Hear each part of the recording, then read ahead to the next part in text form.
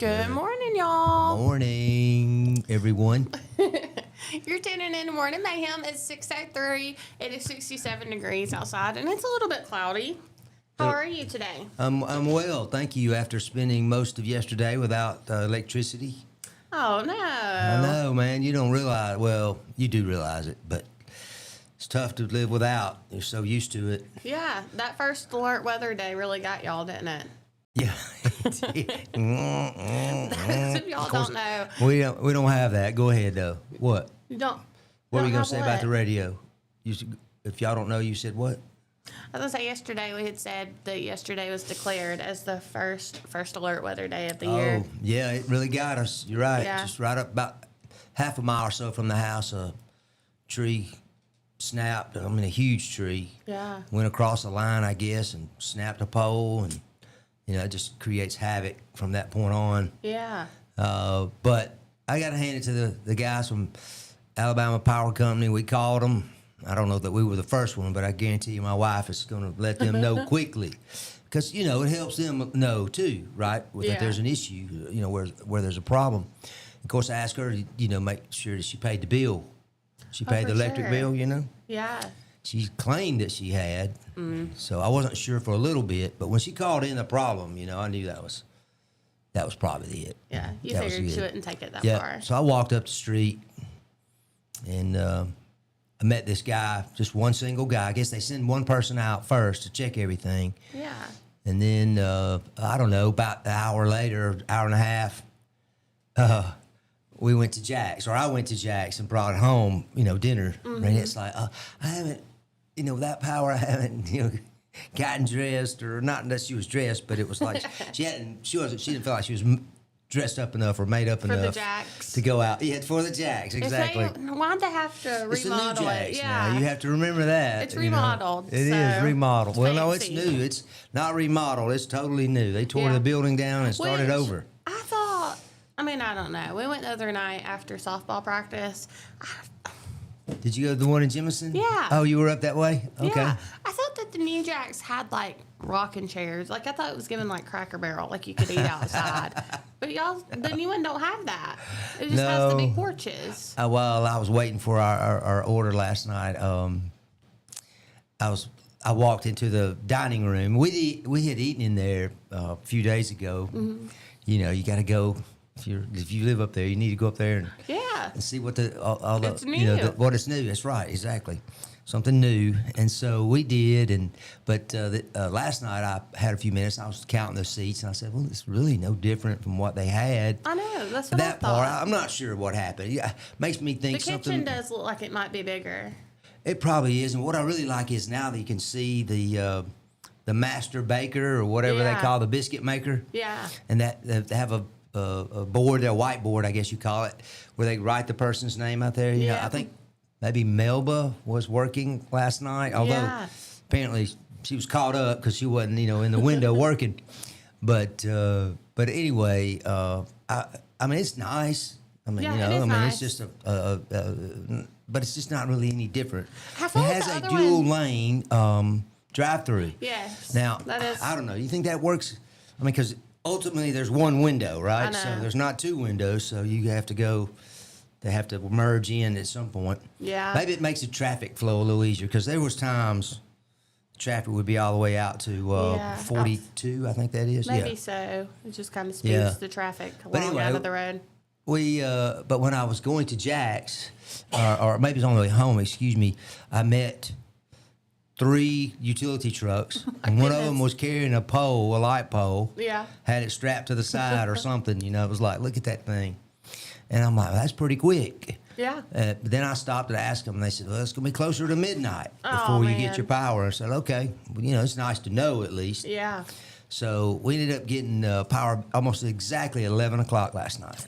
Well, So it's got power. that's what we Got did your yesterday showers. because of the storm. I mean, it was rough. Now, I may need to rethink our backyard, I guess we call it. It's really not a yard. It's just but we have so many massive trees back Yeah. there, and you're watching them swerve and swirl in that wind. And you're like, well, didn't fall today. Yeah. And we've been there almost 25 years, so I know we've got some pine trees beside our house that I just know one good wind is going to knock them down. Yeah, yeah. Take our fence out. Well, if they die, like a beetle gets them or some, or beetles get them, yeah. I sure recommend taking it down because it will snap real easy. Yeah. Yeah, we just had one drop. I didn't know it was dead. Oh, man. On our property. Yeah, it happens. But that's what my day was like after.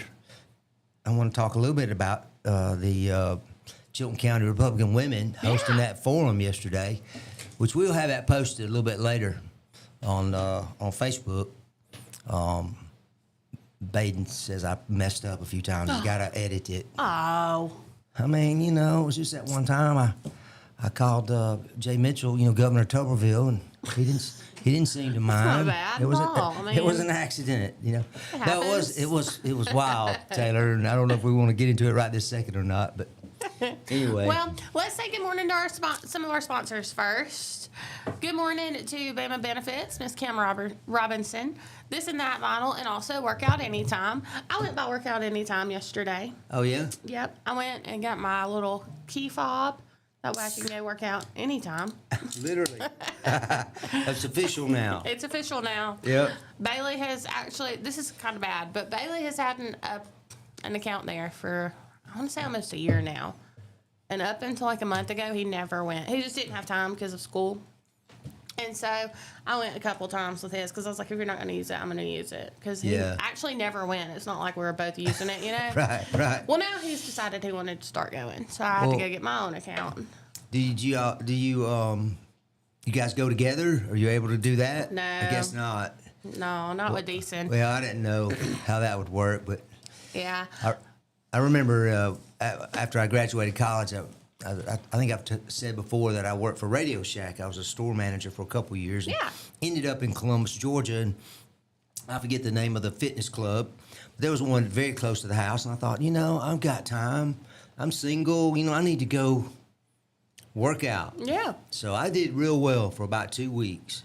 And then after that, I'm not sure I went back in that place in that whole year. I had agreed to pay, Oh, no. and it was like $21 or $22 a month back then, which was you were making $6 an hour. That was a pretty good chunk. Yeah.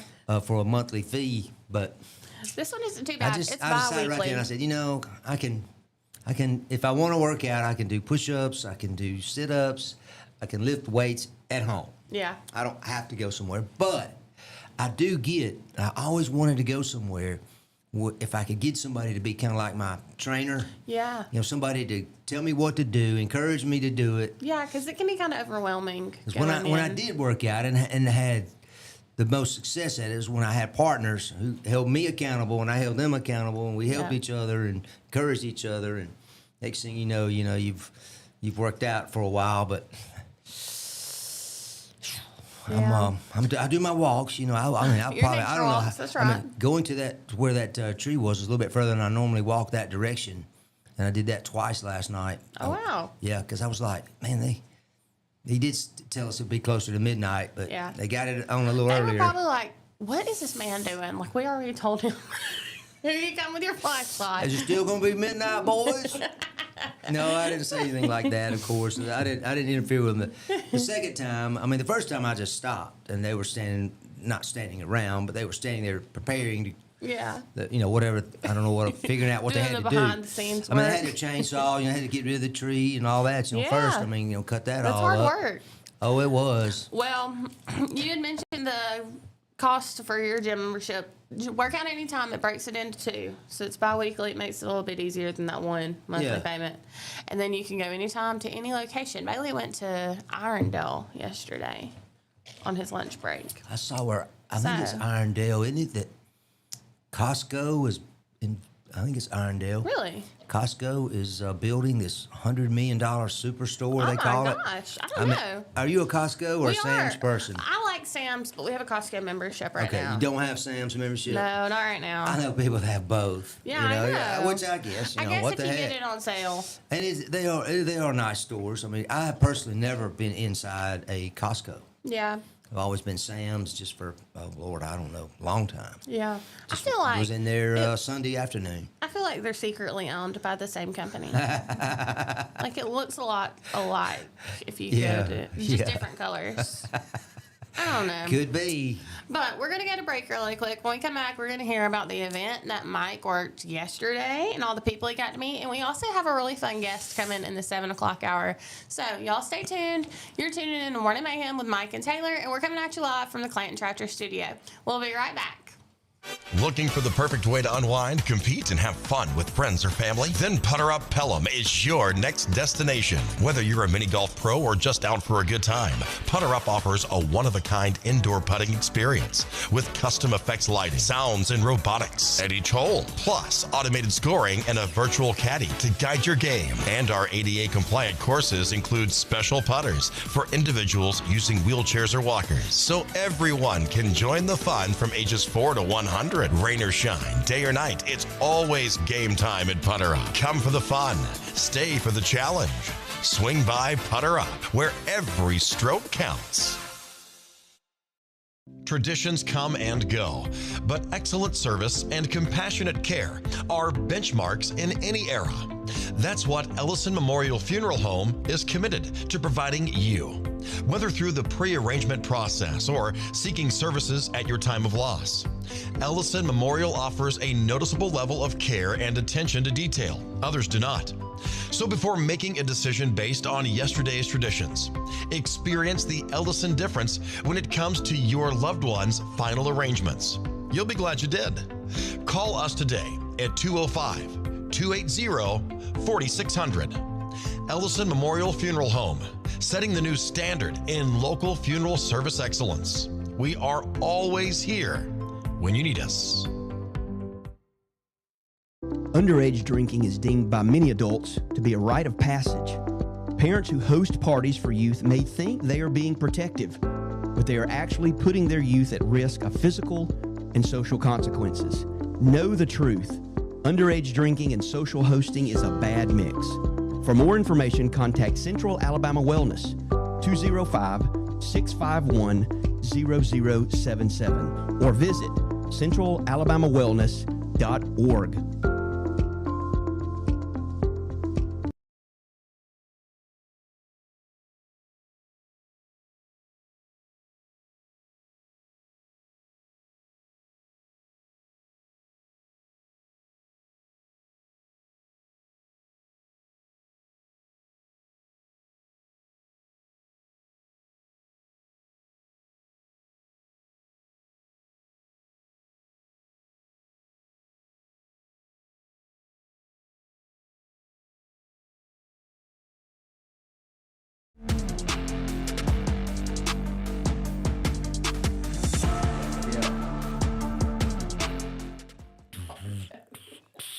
All right, we're ready. We're back. We're back here on this beautiful Tuesday morning at 6:16. It's supposed to be a little rainy today, this afternoon. Yeah, it is. But it is. right now it's 67 degrees and it's just cloudy. It's very nice. Very So. nice. Well, did you see? I don't want to start with a sad story, but did you see where the two young kids passed away at the? Turkey Creek. Yes, I did. That made me Two so children drowned sad. at Yes. that little, I guess it's like a water park. I'm not sure the exact name of it, but almost I heard them feel- refer to it as Turkey Creek. Yeah, it's like I almost thought of it as like where, I don't know, like the Hatchet Creek and like the Oak Mountain. I think it's probably like swimming that, pool. but I don't know. I don't know. I've never I haven't been there. I've heard of it because other people have drowned there. I remember that's come up Yes. before. Well, I saw where the mom went on the news station and was saying that she don't know like what happened. There were no currents that day. She said there was a whole long posting of rules and they read the rules and that her kids knew how to swim and that like the water didn't look dangerous at all. That they just don't know what happened.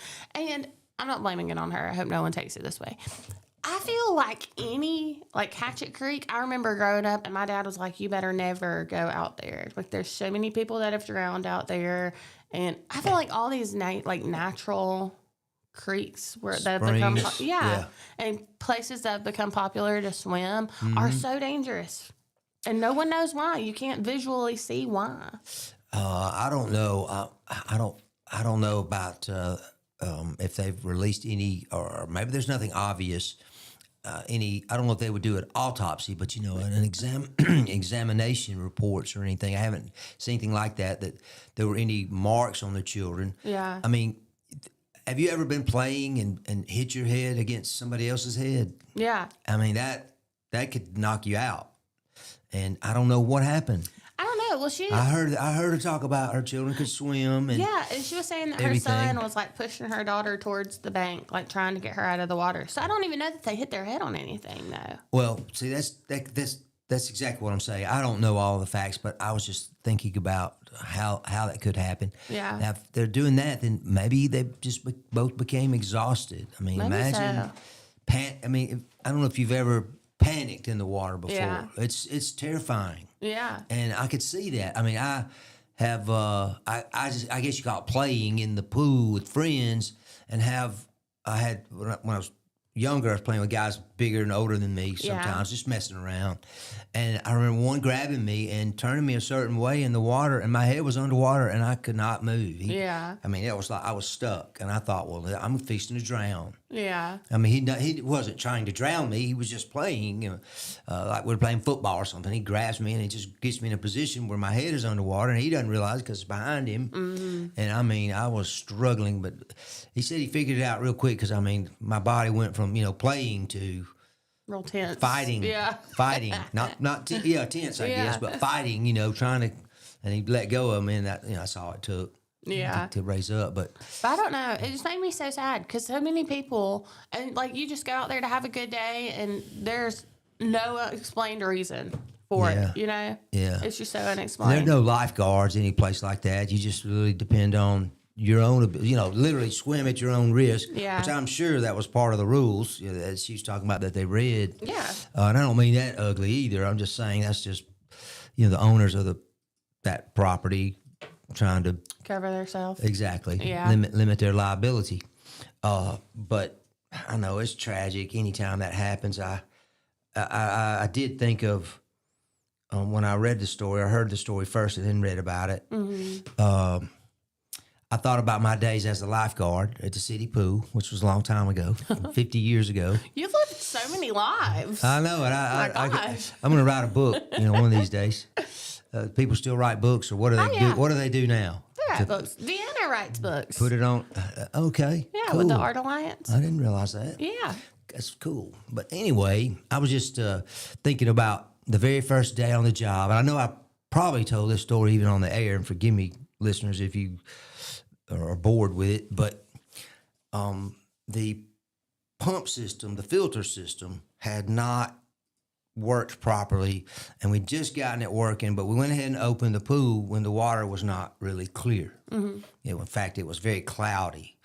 People could jump in and you could not see them. You know what I mean? That's how cloudy it was. Yeah.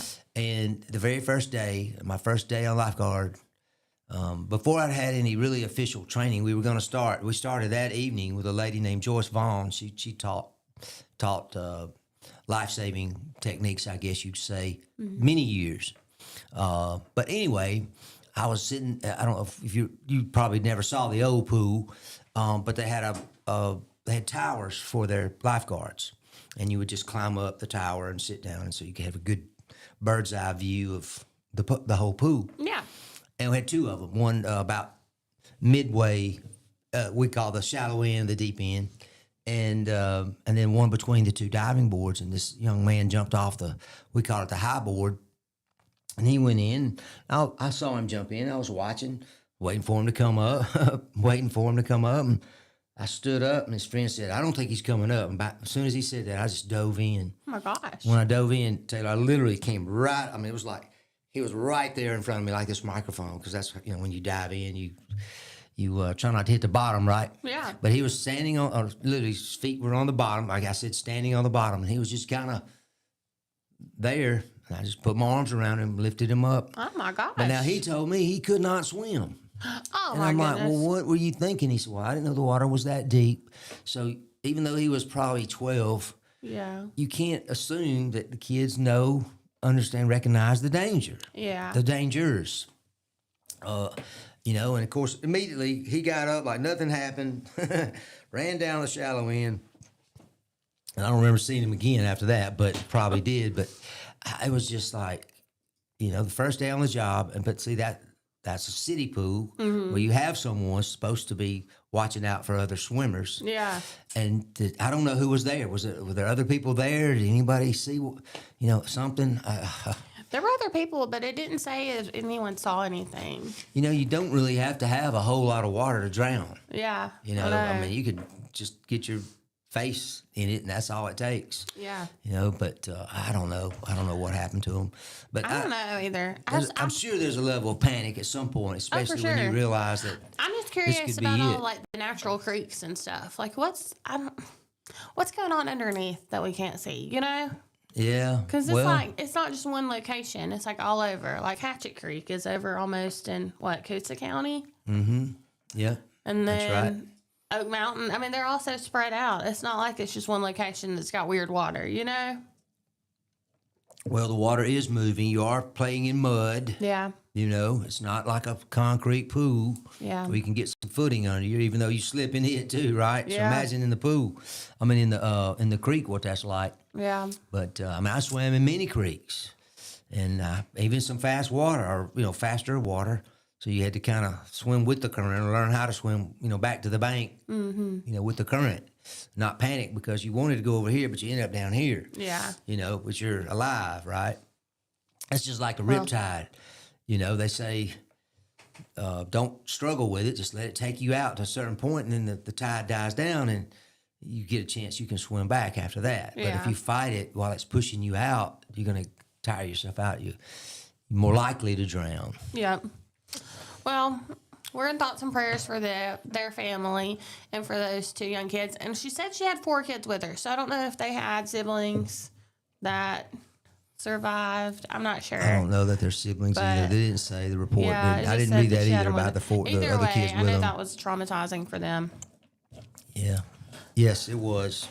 Well, I see you have an article there about some inmates who escaped Yes. prison. I'm trying to figure out. We Or don't not have our prison, jail. video for breaks. I'm trying to figure out if we're missing a break. Are we missing one? No, not yet. We just came back from Okay. 6:15. We have 2 minutes. Yeah, we have a few minutes. That's right. That's right. Well, anyway, I saw this about these Alabama inmates Yes. that had escaped from Perry County, which is Marion, Yeah. the city of Marion. It's in the jails there in Marion. Hold on just a second. Let me check this. Megan just I know. sent me. I have this one. It's not updated. It's from Monday, but it said that they escaped and they were all under agreement with the sheriff's department for PREP. And that is a parole, probation, reentry, education, and employment program. So they were supposed to be getting ready for life outside of jail. And then they're really smart guys, Apparently, when you get in that program, you're close to getting out, Yeah. right? So, anyway, go ahead. I know some backstory on this. You go on Okay. with what happened. They were being held on various charges, including murder, first-degree robbery, breaking and entering vehicles, and first-degree escape, first-degree assault, and promoting prison contraband. So they were Some fine, upstanding citizens. some pretty rough characters. Yeah, it sounds like it. But like you said, they were close. They had to have been close to getting out if they were in that program. And, I guess they and weren't they just- captured 2 of them, They just weren't close right? enough. They got 2 of them back. I haven't seen it since then. That's Yeah. what I was saying is that mine They did capture 2. probably not updated. They captured 2, and they were all inmates from Dallas County, which is Selma. Yeah. But they're being housed in Marion because in 2021, 2024, I believe it was, the tornado hit Selma, Yeah. and it heavily damaged the Dallas County Jail because I was working, handling county claims back then. Okay, I thought you were about to say you're working at the jail. I'm like, No, I wasn't what working is at the going jail. on right Yeah, now? one more story I've got. I'll let you know about when I was a brain surgeon. But anyway, for that, it was just that one day. I made that. Oh. It was just a slight error. But anyway, Selma's, or Dallas County's rather, jail got heavily damaged, and so they had to literally farm out their inmates. Yeah. And I can't remember how many they had. I want to say 60 or 70. So it was not, just a few folks. And they have to send their own deputies down there to monitor, to watch them, to take care of them. But I don't know all the details of this particular escape because of this program that you mentioned. Might not be administered, but it's still a mess because I don't know I left the company. I retired before they repaired their jail. Now the company I work for did not cover their building. Yeah. We did not provide the insurance for that building. They had it through another carrier. But I don't know that they've done anything yet. I heard that the jail was not going to be repairable. Huh. So they were going to have to build something new. Yeah. But anyway, I say all that to say that it's amazing we haven't heard more of this kind of stuff because that's been close to 2 years now, Taylor, since that happened, Yeah. that tornado. And so they've been all these counties, and I don't know that Perry, I guess it does join up next to Dallas. But there's other counties right around there, Sumter and Marengo, who have all helped out, and some other ones further south, like Choctaw, I think. Mm-hmm. But anyway, it was pretty amazing when I saw that story. I said, and then I saw the thing. There was a quote from Mike Grantham, I think his name is, the sheriff of Dallas County. Nice guy, but he was like explaining, our jails still, we still don't have a jail, basically, and so we're having to use other counties' jails, and that was a case there where that was their inmates that escaped. Those miscreants. Look it up. Well, we're going to go look that up. We're going to break real quick. That's right. And y'all don't forget, today is Peach Tea Tuesday, so y'all know what that means. Tell us what that means. That means we have a question for Yappy and Pappy. Yahoo! So we're going to be giving our advice on a situation. We also have a fun guest coming in the 7 o'clock hour. And we're going to cover or recover. Would it be recover? Yesterday's events? Update. Recount. That's what I would say. Recount. Something. But anyway, We'll talk about it. You're tuning in to Morning Mayhem with Mike and Taylor. It's 6:30, and it's warming up at 69 degrees now. So, y'all stay tuned. Go get a cup of coffee. We'll be right back.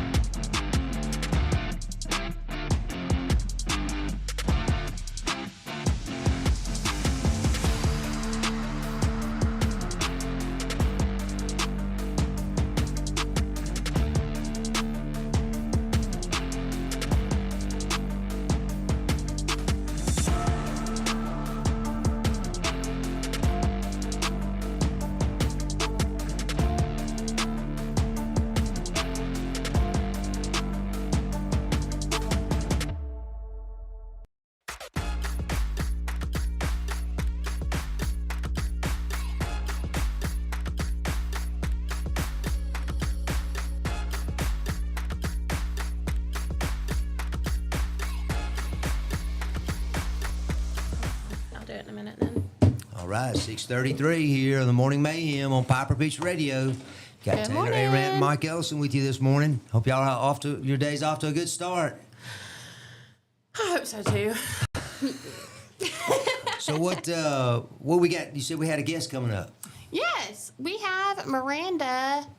#Stay Classy is her TikTok name. She is a local gal that got big on TikTok, and she's been making cooking videos. All right. Yes. So Man, gonna bring- we have to renovate our kitchen so that we could well, have someone like that come in and. I feel like we could have someone come in. We renovated it not too long ago. Oh, really? I mean, see, I don't know the Yeah. history very well, obviously, but well, that's great. I know. Looking forward to it. I'm excited. Yeah, I know it. I've been wanting to get her on for a little while, and then stuff just kept popping up. But I finally was able to message her, and she's excited to be here. So, Excellent. And that'll What- be around 6:30. I'm sorry, 7:30. 7:30. Okay, Yeah. very good, very good. Looking forward to that. Yeah. Well, So tell us about what you did yesterday, before the storm, before Jack's, I know. after the morning exactly. show. Oh, the storm had the weirdest thing effect on the raccoons yesterday that Really? I saw. I mean, I saw some giant raccoons. That would look like. I was like, "Is that a fox?" I mean, that's how big Oh it my looked gosh! at first. They must have knew a tree was coming down. Well, I don't know, but they were scattered. I mean, they were scattering very What quickly. if that was their home? Well, it was quite a ways away, although it could have been. Yeah. Well, there's about 150,000 other ones right next to them. They could pick another home. No. You know, I don't mean to be cruel to them, but yesterday, actually, I guess it was Sunday night, Baden contacted me about attending this program yesterday that put on by Chilton County Republican Women, where they hosted a little forum, I guess, and lets the runoff candidates come and address everyone for about 2, 3, 4 minutes. I don't know, just a couple minutes, not very long. Yeah. And anyway, I was honored to go on behalf of the station and be able to sit there and talk about the event before it happened. Miss Robin Gray, she is the president of the Chilton County Republican Women. Yeah. So she was kind of coordinating it. And, of course, she has a team of people. You know, anytime you do something like that, most of the time you don't do it yourself, right? Oh, no. She had a great team of ladies that were all helping. And, I mean, I was so impressed with the candidates that were there. I mean, the United States Senate candidate in the runoff, Jared Hudson, was there. You also had Jay Mitchell, who was a sitting justice with the Alabama Supreme Court, was there. He's in the runoff for Attorney General. Catherine Robertson is his opponent. She was there also. She's chief counsel for the Attorney General's office right now, and has been for 10 years. Oh, wow. I mean, there's some impressive people there, you know, and these are our leaders. These are our, you know, some of those folks are going to win. Yeah. Some of them won't, but some of them will, and they'll be our, you know, next generation of leaders. Or they already are. Most of them are already involved in politics, although, Yeah. like Jared Hudson, he hasn't been involved in politics. And Catherine Robertson has never run for a public office before. I mean, and think about it. If you never run for an office at all, and then suddenly you're running for a state elected office, I mean, that's pretty high cotton, as I've heard the Yeah. phrase say, you know.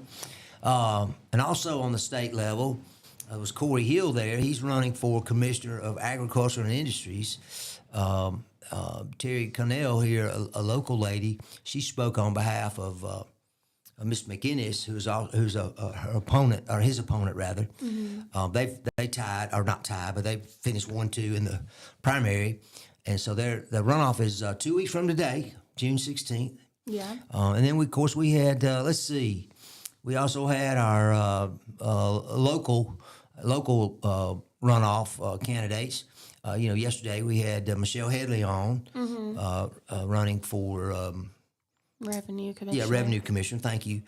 And also, Brad Carter spoke yesterday. He's running. In fact, Brad had to get it led off, you know. And anytime you have to go first in something like that. I mean, you know that's got to be tough. It's like I'd rather follow 3 or 4 people, wouldn't you? Yeah. You know, kind of be in the middle, stuck in the middle there. Maybe not the end either, but it was great. What was so neat to me was after everything was over. Wes Allen was also there running for lieutenant governor, and I didn't realize until I did a little background on Wes Allen that his whole family has been involved in Alabama politics for a long time. Wow. Now, some people would look at that as a potential negative, you know, quote, career politician. But, you know, Taylor, somebody has to do it. Yeah. You and I probably don't have that desire to be, you No. know, in politics.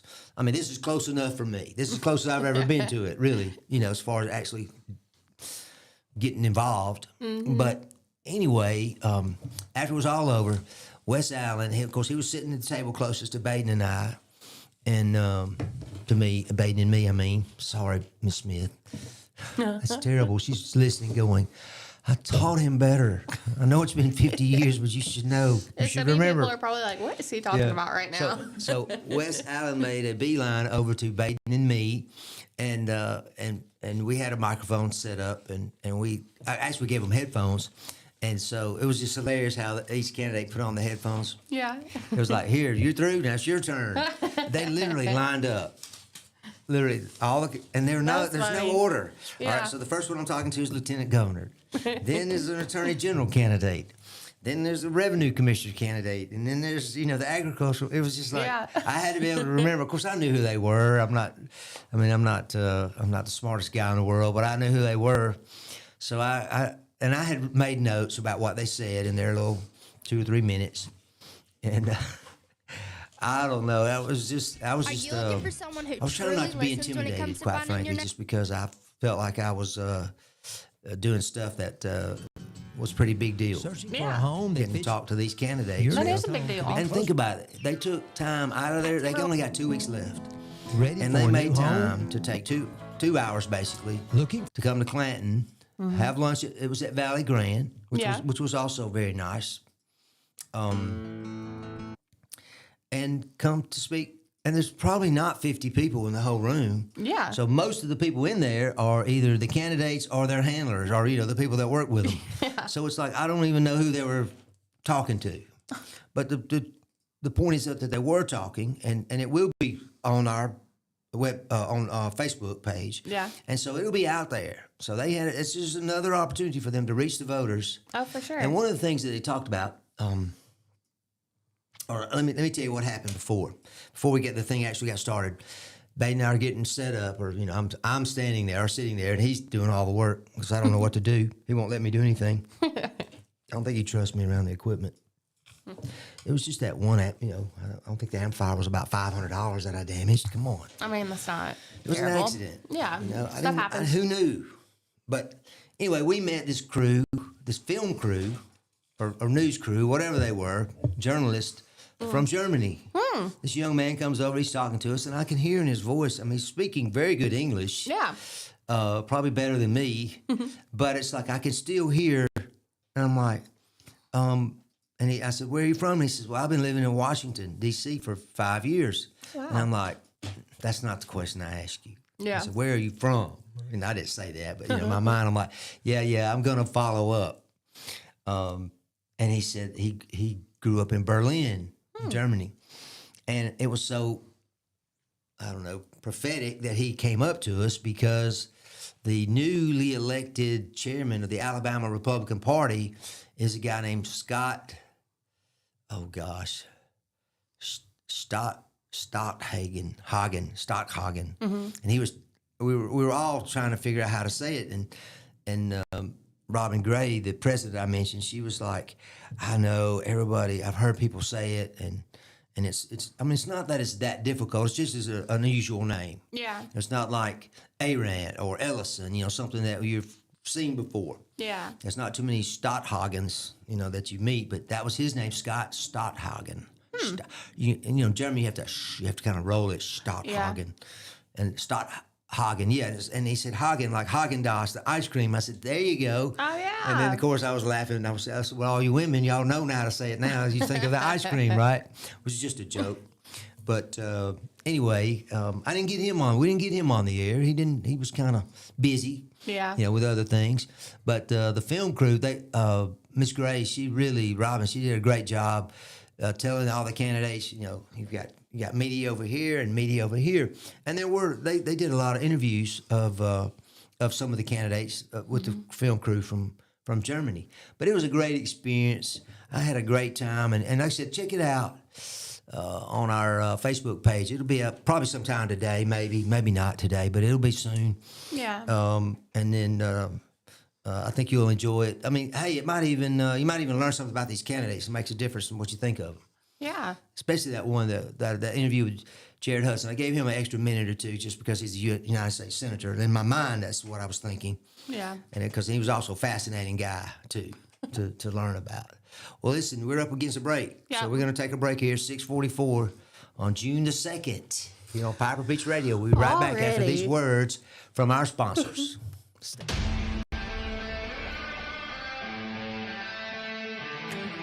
There's a pride that comes from employing over 6,000 people in America. Welding, fabricating, assembling with local and global parts. Delivering a machine just right for you. Japanese engineering meets American ingenuity that builds on our 50-year legacy of quality, reliability, and durability that makes us the #1 selling compact tractor in the U.S. These aren't just machines. This is a way of life. And that's why Kubota is investing hundreds of millions right here at home. Because we won't settle on what was good enough yesterday. We're innovating with inspiration from the hard-working men and women that proudly sit on our equipment every day. So you can be sure that every one of us have you in mind when a machine or implement comes down that line. We know how hard you work. We'll do the same. This is Kubota.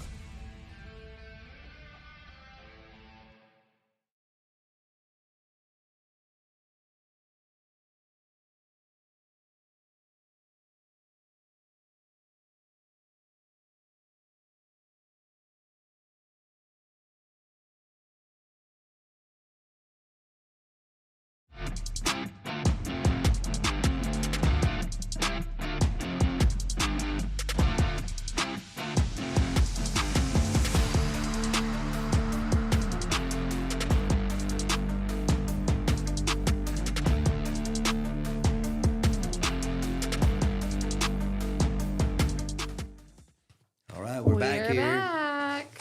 Piper Trying to Beach turn my Radio, volume down. the morning mayhem show. I hadn't even looked to see. I haven't even checked it as we're I know going we here. have some We got some folks going on. people on this morning. Good Super. morning to Abigail, to Brian, Roger, Deanna, Ricky, and then also to the people that watch on YouTube. We can't see who is watching on YouTube. Baden can, but we are not able to see it on our phones. So good morning to everyone, and also everyone tuning in on the radio. Yep. It is June the 2nd. I cannot believe, which is goofy to say, it's only been one day, but I cannot believe we're already 2 days into June. Do you know? I mean, it's funny. I'm sorry, I thought I turned that down. It's okay. Hey, I mean, who am I hearing? Sorry about that. I was telling you guys in the break, or actually before we came on the air, that I was just a little foggy this morning, just simply because I feel like because we didn't have power, it was just a strange day, strange night, strange evening. So I was looking at the clock a little earlier on the wall. It's got the time, it's got the temp, and it's got the date. Yeah. But I looked at it and I was going, what was that? What is that 6:02? I know. It was just like, wow, it is June the 2nd already. I know, it's crazy. Wow. So, Well, we want to say thank you to a couple of our sponsors, Chilton Mobile Home Supply, which some people may be having to use them after that little storm that blew through yesterday. bet they'll get a few calls. If But they you- can handle it. They good folks. They'll take care of them. If you had any damage to your home yesterday and you live in a mobile home, definitely check them out before you go anywhere that's not local. And also to Central Alabama Wellness. Thank y'all so much for sponsoring. So I have a story, and it's funny because when I first saw this story, it's the one thing, and then you know how news media is. Different places post different things. They do different angles of the Yes. same story. So the first story I saw, it's about Robert F. Kennedy Jr., the Health and Human Services Secretary. You mean Robert F. Kennedy? I'm sorry. That's not funny. Anyway, Don't let me do that again, Taylor. RFK Jr. shared a video of himself wrangling 2 snakes with his bare hands. Did you see the video? I did not. I did not either. There wasn't a link to it in the post, so I'm not sure. But it occurred in Florida at Dr. Oz's house, at the patio of his home. And it says that Kennedy identified the snakes as black racers and that they bit him several times, like as he was handling them, but that they're non-venomous and not dangerous. They're not venomous. Ow.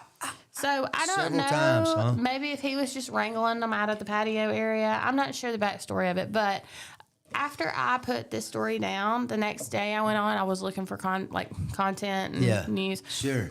Well, there was another news outlet that shared it, but they said that he was wrangling rattlesnakes. Oh, my goodness.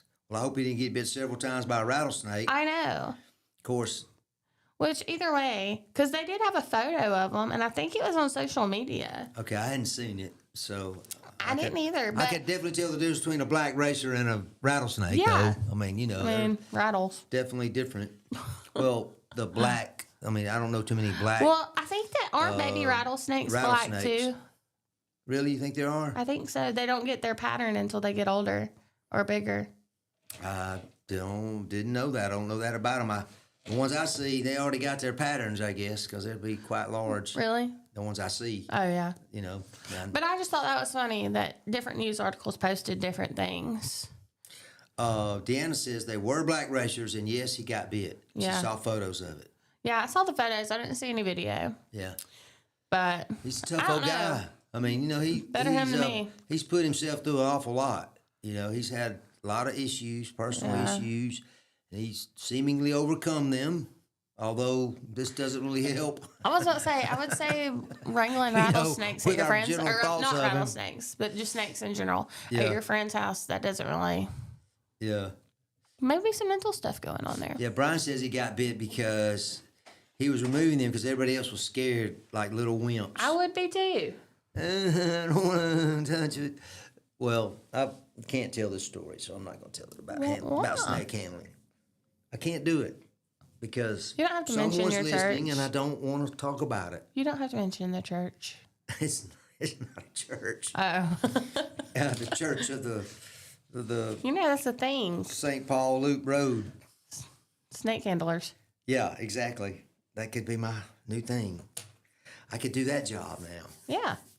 Add that to the list. Oh, God. And then I also have your neighbor's tree fell. How do you handle it? And this was before your tree fell. And I am your local retired claims adjuster. Yeah, and that's why I saved it. So it says steps to determining how to handle happened many times. The fallen tree. Where the neighbor's tree falls and damages your property. Yeah. What do you think step 1 was? Are we talking... I mean, it starts before it falls. Okay, that wasn't step 1. Step 1 was determine what made the tree fall. So I guess it could have been. All right. So what they mean by that is... Could be... Go ahead. I don't want to describe it. You describe it, and then we'll talk about it. How's that? What does the article say about it? Determining what made the tree fall could be most important in determining liability. The natural and climatic events beyond anyone's control may put neighbor not at fault, even if the tree was on their property. If tree was visually decaying or dying, then they may be responsible for the damages. Exactly. Is there anything else, does it say? Just on that. And then it says who determines fault and liability for damages. Mike does. Exactly. Usually insurance adjusters, right? Yeah, Literally. it does, and that's what it you says. Can't get people do sue each other over this kind of stuff. Yeah. Well, because if we live next to each other and your tree falls on my fence. Okay, but that's step 1, which was determining how the tree fell, what caused the tree to fall. If it was negligence on the part of the homeowner, what I mean by that is... You said you knew you had beetles. Exactly. Mm-hmm. If you knew you had a decaying, dying tree and you did not take steps to remove that tree before it became a hazard, or actually did fall, it's already a hazard. They're all hazards, whether they're alive or dead, right? Because they can fall any day or any time. But if there are, Brian says, don't try taking my job away, Mike. That's good, Brian. He catches and releases snakes. Well, he was describing rattlesnakes. He said they do have their patterns by birth. Oh, they do. So he said Maybe their I'm tails are thinking of black. something. What about cottonmouths? Do they? Their mouths are white. Yeah, but I don't want to see their mouth. I know when they do, that's bad news when you see a I cottonmouth. know. Of course, they mainly do that for defense, to say, look, I'm here. You come near me, you're going to get bit. Yeah. They don't necessarily come after you. But anyway, I was just going to describe about the tree, and what I recommend, if your neighbor has a tree that is, you feel imperiling your property, you need to talk to them, whether it's over the fence or go to their door. Mm-hmm. Do it calmly, because it doesn't really help if you get mad at them. Yeah. Thinking that Don't they're get riled. Yeah, don't get riled. I don't get riled. But anyway, everybody I tells try me not that's to, still but the I best mean- one. That's still the best one we did. I know, it's still my favorite. But you give them notice. In other words. Now, what I recommend is you go even a step further than that. Is you just jot them a little note saying, I don't know, Mr. Neighbor, dear Mr. Neighbor, I don't know if you realize it, but this magnolia tree in your backyard is dying, and if the storm comes, it's going to threaten and damage my storage shed or whatever, my property. And that way, see, you got a record, Taylor, that you put them on notice, and you ask them to do something about their property, Yeah. their tree. Now, I've just seen it where it has come up, and you say, "Hey,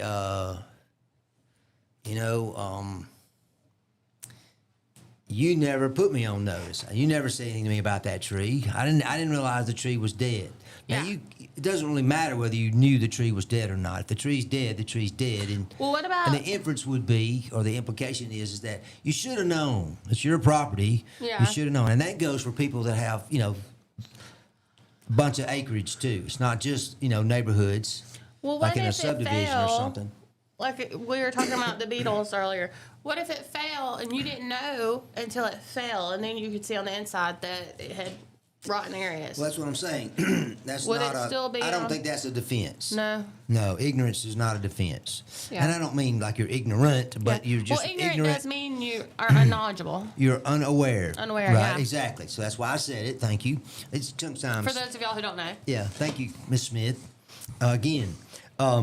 So Brian makes a good point. Also, things happen like when you have, quote, professionals over who are tree removers, and they make a mistake and a tree falls. Of course, that's typically on them. Oh yeah, and they have business insurance, or should. for Well, that. I was just going to say, however, the homeowner is not relieved of liability just because they hired someone. Oh. Because just like you said, they should have business insurance, which is why I also recommend if you're hiring a company to do that kind of work, that you verify. It's called a certificate of insurance. Their agents can email them a copy or text them a copy real easy, which they Yeah. can forward to you. And then don't just take that they hand you a piece of paper, because this has happened too, where a contractor holds out that, hey, I've got insurance. And it says, We have insurance. We are insured. Yeah, something like that. Yeah, exactly. Yeah, we are insured. Something big like smiley. that. But do take the extra time to telephone that insurance company. yeah. Look, I've got a certificate of insurance for Jimmy Joe's, tree removal company, and I just want to verify that this policy is in force and that this is a legitimate certificate of insurance. Yeah. And most of the time, you give them the policy number, and they'll say, I can verify that they have a liability policy for this. And Or they may say, ma'am, their insurance form has a smiley face on it, and that is not legitimate. that's not official. But anyway, go on. Is there more about the tree? Well, This is it great. did I'm say- fascinated with this because that's right up my alley. It's like, Yeah. that ball's going over the fence. Go Well, ahead. it did say, good thing there's still a fence. Yeah. I'm a tree mess myself. Anyway, it did say that. Uh-oh, you've hooked I don't know, I yourself. keep hooking myself. That worst case scenario, a small claims court. Yep. When it said who's responsible for cleanup, if fallen trees land in your yard and doesn't cause damage, you'll likely need to pay for removal. Insurance sometimes helps with removal, but not always. How to start the conversation with your neighbor. Yell at them. No, it doesn't really say to yell at them. It says health and safety first. Contact in writing if possible. Ask them to file a homeowner's claim. I did not write this article. And request the name of their insurance company. Problems could arise from lack of insurance. You may have to negotiate a payment plan for share of costs, deductibles, or insurance exclusions. And if you can't agree, then you'll have to go to small claims court. I have what I consider a funny story about neighbors damaging. Oh, no. A neighbor damaged our property. Neighbor's kids damaged our property. Oh, no. And we can talk about that later if we want to. Yeah. We're right up against the break time. Yep. We're coming into the 7 o'clock hour. So when we come back, we'll hear your story. We may do a little yappy and pappy. We've got a good one in today. And our guest is coming in about half an hour. So go tell your friends that Miranda is going to be live. Miranda Aldridge with Miranda Stay Classy on TikTok. You're tuning in to Morning Mayhem. Go refill your coffee, get comfy, or get ready to go to work, whatever you may be doing this morning. We'll be right back. A little of both.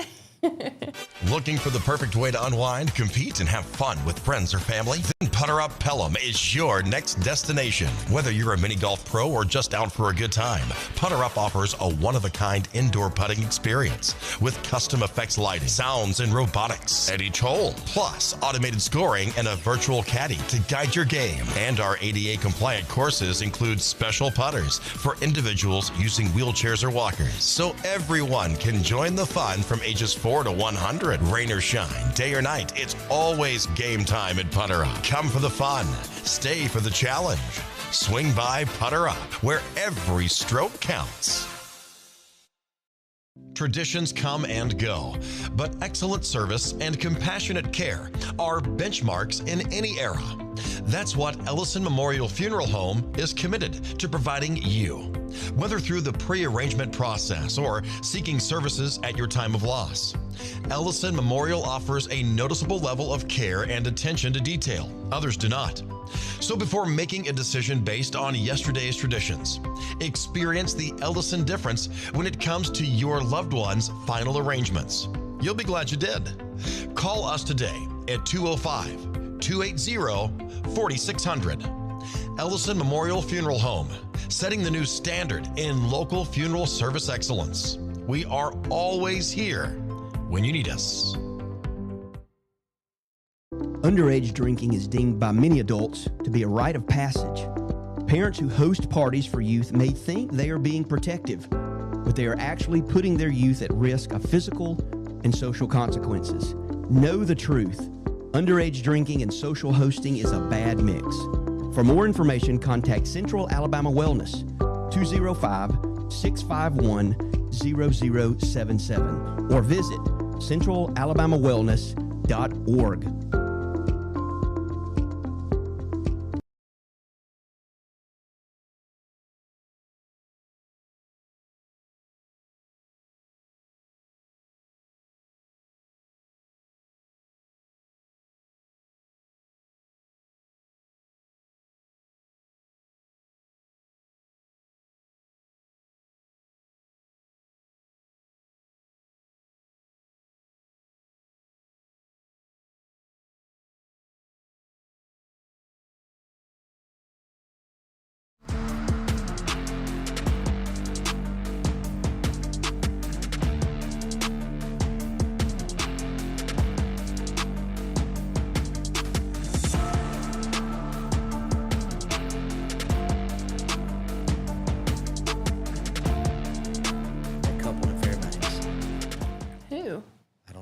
Alaska, 50th state. All right, good morning. We're back on the air. I'm just joshing around here. Oh, me. I think I'm coming to. The Coca-Cola is working. It and we is. want to thank Coca-Cola as one of our sponsors. Yes, thank you. I'm so sad because I can't have anything to eat or drink but water because I have to go get blood work this morning. Oh. You're over here just downing donuts and Coke like we're having a party or something. Well, that donut was pretty good. My stomach's growling. And it was nice and sweet, even though it was, ice cold right out of the ice box. We have a microwave. I know, but I like cold sometimes. Cold donuts? Yeah, it's really good. It's, Gross. They make it. They fry the bread and they put the glaze and stuff, all the sugar on it. You ever had donut pudding made with donuts? No. Not donut, bread pudding made with donuts. No, I have Would not. be donut pudding. It's pretty good. I bet that does sound good. Yeah, delicious. I mean, the little added something there to the. little pizzazz. Look at this! I can't believe this picture. Who's that supposed to be on there? Who's that old guy? Oh, they can't see it. I don't know. Oh, I didn't know that. Well, we're getting these graphics that we're told that we can only see. I don't know if you can I see it or think not. we're but it says- both. I think that's both of us. But it says it looks like happy and pappy instead of nappy. No, I ain't nappy. I'm yappy. Yappy. Oh, that's a Y. I guess I may be happy now, though. Oh, that's right. It's not nappy, is it? It's yappy. I don't know. Y'all tell us what this is. We can't read cursive. Oh, I'll just put it this way. I do not look like that. I do not have a mustache. They definitely get the Taylor. eyebrows, though. Which, by Well, the way, it's gone. Y'all I see got it my soon weed eater enough. on the other day. Got them trimmed up. You whack them? Yeah, you just kind of close your eyes and hope you don't go too close. Yeah. Yeah. Hope you don't chop it off. Yep. Well, I have a story, and it is about these residents reporting a dead body found in their bushes. Did you see that? I did not. Well, it's in Peterborough, England. Oh, across the pond. Across the pond, a murder investigation was wrapped up quickly when a dead body discovered by multiple residents turned out to be something else entirely. It wasn't a body. It was a body, Oh. but this not is- the this kind is- you would think it The was. suspense builds. So, a council person awoke on May 21st to a dozen messages from concerned residents regarding that there is a possible dead body in their bushes near their home. They had blurry photos. So many people sent blurry photos to the councilman. And they sent authorities out examining the area without contacting the police and made a surprising discovery that the object in the bushes was, in fact, a body, but it was a discarded blow-up doll. Oh, someone's companion. Someone's companion. They had discarded. They were tired of it. So it says, not a murder mystery, just someone abandoning an inflatable girlfriend in a bush next to an abandoned carpet and a pothole.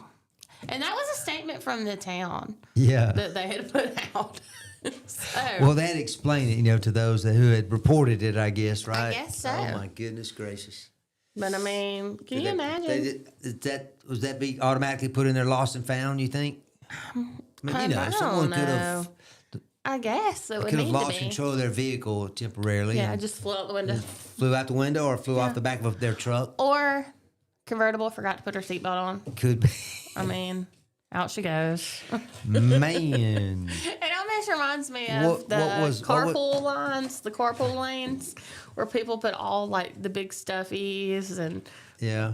just like the printouts of things Oh, in yeah. their passenger seat so they can ride in the carpool lane. That's right. They do. They do. I've heard about that, and I was out in Sacramento, or going towards Sacramento from San Francisco one day, and they have a carpool lane, and it's like has to have two people in there. You know, Yeah. that's what you're talking about.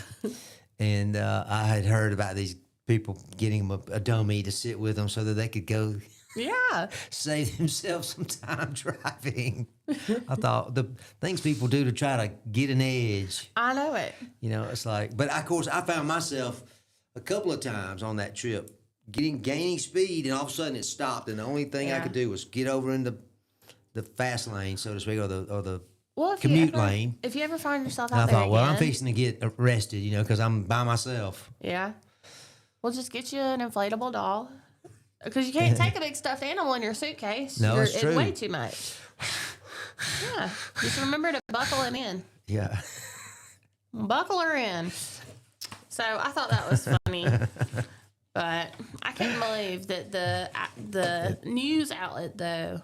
It could have been a robot. I like Brian's idea. It could have been a robot, and that He said she aliens wouldn't. at She, one point. she too. wouldn't get up and clean, so clean house, so she had to go.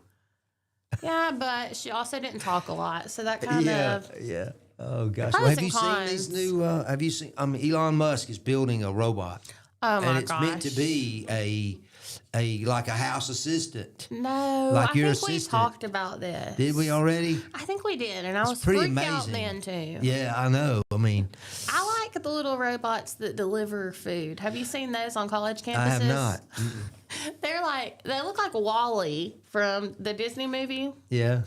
and it's like a delivery, almost like DoorDash delivery, or it's something like that. It's DoorDash or Uber, one of the companies. And they'll put the food in the little robot, it'll close the window, and then it just takes off across campus and brings you your knows food. where to go. Yeah, but the only thing about it is that it'll get hung up on curbs. It won't come back. And sometimes it'll get hung up. And these people on TikTok that I saw, they were recording and laughing because it was like, please help me, I'm stuck. Please help me, I'm stuck. And they were like, well, if you didn't take our jobs, you wouldn't be stuck.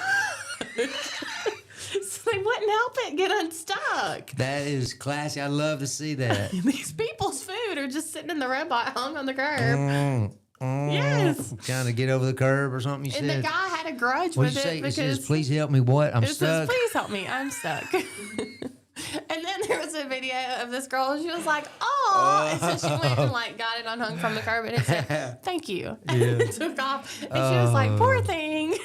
Golly. But can you imagine, like last night, if you wouldn't have went to Jack's, okay, if Yeah. the robot would have been an option, you sitting there waiting on your food, and your food's hung up on the corner because this jackhole in the won't ditch. help it get unstuck. Well, I really like the video you said. They said, "Well, if you hadn't taken our job, I'd be delivering it." And they'd already, this family'd already have their dinner. That's funny. That is hilarious. I feel like, how many meals did you get at Jack's last night, though? 4? 3? 2? Four. Mm-hmm. Y'all need a couple of robots. You'd have a whole squad of robots rolling up to your house. We all Or I ordered. wonder if they put a trailer on it. We all ordered chicken. Okay, so Yeah. they come in the trays. Yeah. Right. So if you were stacking the trays, and I don't mean to criticize Jack's. We love Jack's. It's not gonna keep us from going to eat Mike there. has also worked in fast food a few times, so he knows what he's talking about. Exactly. I He was. opened up Dairy Delight, stirring that coleslaw. He was the coleslaw king. It's not true. I've never said anything about that. Oh, okay. I mean, how'd you know that? But anyway, the packing when I had asked them to keep one order out for my mother-in-law. Mm-hmm. She lives next door. I was taking her dinner, and so rather than have to figure out which was hers, I said leave this one in a different bag. Well, I didn't really pay attention because there were 2 bags. She gave me 2 bags. I thought, oh, perfect. So I get to her house, and one thing, they tied the top of that thing so tight. I could not get it undone. I mean, I don't have any, not too good at nails, so scissors work really nice. And I tried to pull it, and I guess, I'm sorry. You ain't been to work out I need to go anytime. work out anytime or somewhere. I pulled it way out here. It's like, how can that thing not tear, Yeah, I just guess get cider. Exactly. And so I clipped it with some scissors and had to search, but the trays were put in sideways. Oh, don't you hate that? So I got them out, and everything is, out of the tray, basically, Yeah. and in the bag. And, they're fried, French fries and chicken. So guess what else is all over the bag? Grease, Yeah. right? Or, some oil. Or the condensation. I hate when they tie a bag so tight that I hate food in a bag anyway because the condensation makes the fries so soggy every time. They were, and I got some coleslaw with mine, and it looked like they had taken the coleslaw literally and mashed it down and wedged Not funny. it into the French fries. But I could just picture now, all still edible. I still coleslaw ate them. toasted chicken tenders. And of course, we had no way to warm it up. Yeah. By the time I got back from my mother-in-law's, it'd been about 20 minutes. Ow. So, it's already, Gross. like you said, it's condensated. And the bags are all twisted up everywhere. And I just kind of chunked them back in the bag. And I said, we'll figure it out when we get home, who's what. And, I know. And it's like, what happened to this? And I said, well, that's one thing, it wasn't packed right. And then the second thing was I had to hunt for my mother-in-law's food because the bag was just like the condiments. It wasn't her meal separate, which I should have realized it, but I didn't think about it. And it's not a huge deal, but we were in a hurry to eat. Yeah, it's an inconvenience. And our little granddaughter, she was so funny last night. She was a little scared off the high winds because I mean it like 4:30 or so. It got really, really dark. Yeah. And the wind is swirling. You can hear it, and then the power goes out. I was like, oh gosh. That swirling wind is creepy. Yeah, well, that's what I'm saying. And all those creepy giant sounding. trees, and I'm sitting there going, oh, let's go to this end of the house. You know? Of course, there's big trees on that end too. So I probably need to take out a bunch. But anyway, that was my adventure at Jack's. And maybe we could get a nice robot. little couple of young ladies that I work with there are ordered, took my order and everything, and they got it very quickly. Oh yeah. But the idea was though that it wasn't packed. I didn't pay There's attention always to how she room packed for it. improvement. Yeah. I mean, It'll go on my suggestion card. I filled it out. I did not put my name on it though. Oh, it's all right. They don't need it. I may have been a tad hasty. I am not riled, but I don't like my chicken tenders doused in not coleslaw. I said before, I don't get wrong. We're going to give Mike a minute to cool back down. Gotta make sure that there's not any food bots hung up around the station.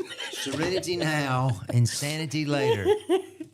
We'll be back. There's some of you out there that know exactly what I mean. I have no idea, but in 15 minutes we're going to have Miranda on.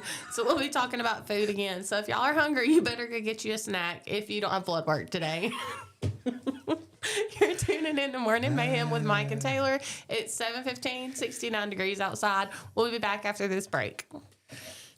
Looking for the perfect way to unwind, compete, and have fun with friends or family? Then Putter Up Pelham is your next destination. Whether you're a mini golf pro or just out for a good time, Putter Up offers a one-of-a-kind indoor putting experience with custom effects lighting, sounds, and robotics at each hole, plus automated scoring and a virtual caddy to guide your game. And our ADA-compliant courses include special putters for individuals using wheelchairs or walkers, so everyone can join the fun from ages 4 to 100. Rain or shine, day or night, it's always game time at Putter Up. Come for the fun, stay for the challenge. Swing by Putter Up, where every stroke counts. Traditions come and go, but excellent service and compassionate care are benchmarks in any era. That's what Ellison Memorial Funeral Home is committed to providing you, whether through the pre-arrangement process or seeking services at your time of loss. Ellison Memorial offers a noticeable level of care and attention to detail. Others do not.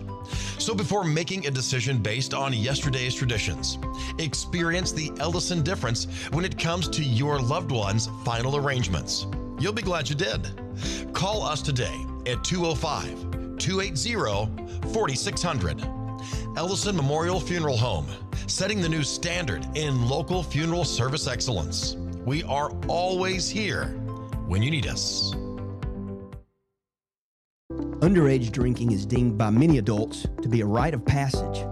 Parents who host parties for youth may think they are being protective, but they are actually putting their youth at risk of physical and social consequences. Know the truth. Underage drinking and social hosting is a bad mix. For more information, contact Central Alabama Wellness, 205-651-0077, or visit centralalabamawellness.org.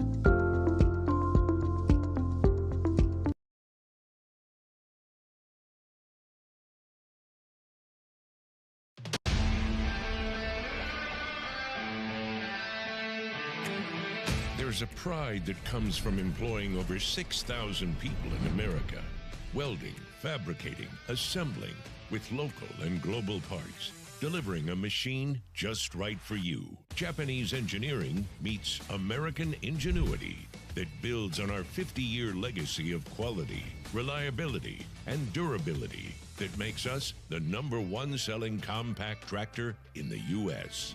These aren't just machines. This is a way of life. And that's why Kubota is investing hundreds of millions right here at home. Because we won't settle on what was good enough yesterday. We're innovating with inspiration from the hard-working men and women that proudly sit on our equipment every day. So you can be sure that every one of us have you in mind when a machine or implement comes down that line. We know how hard you work. We'll do the same. This is Kubota.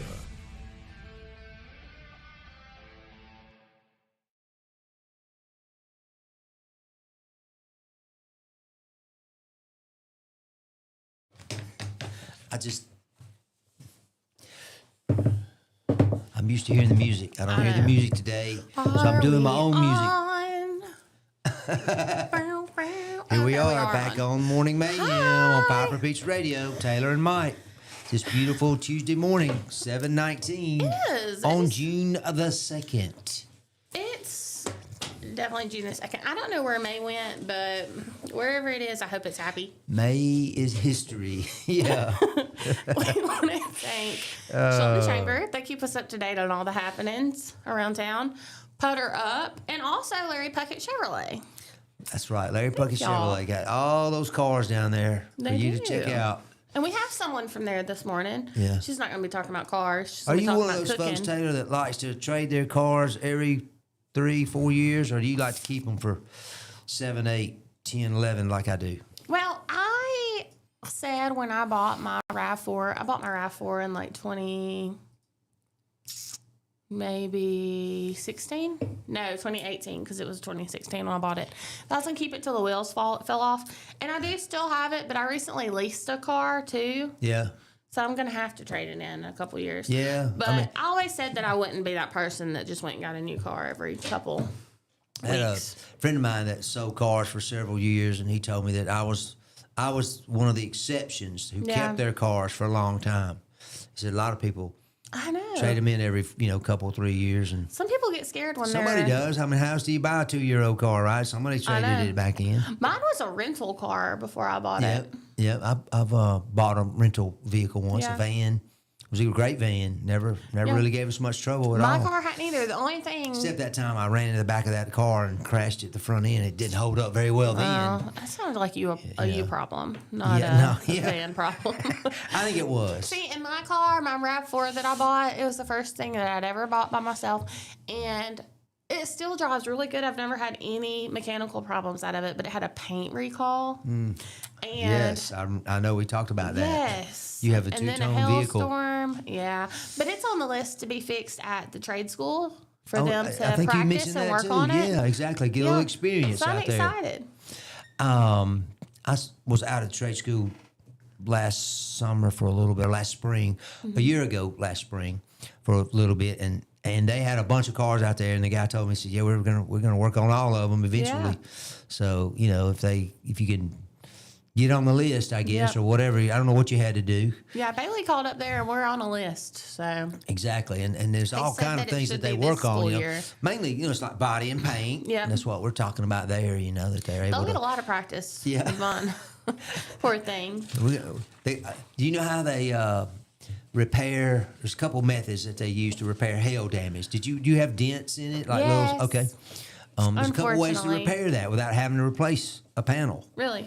Like sometimes it gets cost prohibitive because if you've got a $300 hood, you don't want to spend $400 to repair it, right? I mean, Yeah. just buy the $300 hood. That's right.